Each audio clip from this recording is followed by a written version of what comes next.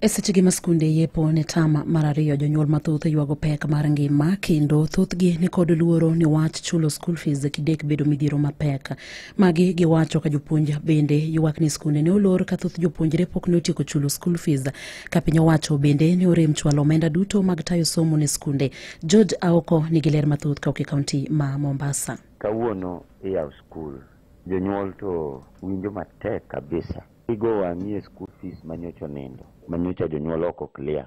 En pesa mang'eny. King'iyo kaka nyithindo mang'eny drop out from school because of the lack of school fees.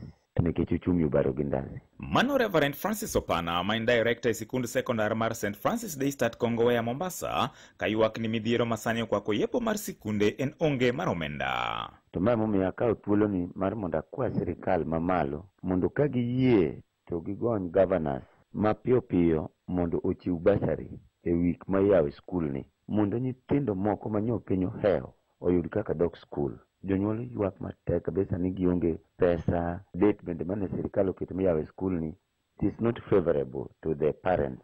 Grace Olo en janyuol Mombasa. Ne nyithindo yaw skul e seche ma piny tek ma ng'ata yuak ma pesa bendo lal. Ng'enjo matiyo mategemea mshahara motero nyithindo skul pok oyudo pesa. To nyithindo bende nyaka yaw skul. Mar ariyo kata ka jopuonje mag skunde mopogore opogore pok oyudo capitation mimiyo gigang'o gi sirikal.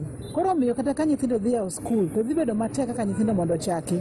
Moko ma travel madhi oko kata masomo oko mar Mombasa County, jonyuol pok oyudo transport, jonyuol pok oyudo school fees, jonyuol pok oyudo kata pesa moko mane nyiewo gik moko matindo tindo midwarore e skunde. John Badi man jatend jonyuol e sikunde machangamwe to ne ojiwo derepe mondo mi obed motang' e apaya to chutho e sechegi ma jopuonjre dok e sikul. Koro sana nyalo na kwayo ni derepe duto manie ndara girie mitokni mamos mondo nyithindo chope e skul, to moloyo janyuol moro amora be makowo nyathine kadok e skul. Kineno ka mtoka osepong', kik iket nyathi e mtoka mopong'.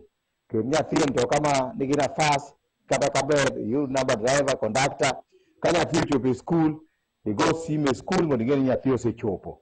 Komachielo, jonyuol go ne obedo kod kiawa e wi chenro mar somo midendo ni CBC.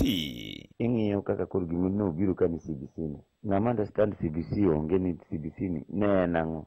Ng'ama nong'eye ne en Matiang'i manobiro kode, Matiang'i mang'e kuma noae kode gi gima nodwa notim kode. But jomodong' ma koro ichuno ni mondo implement gi, jogi kia gimoro amora about CBC.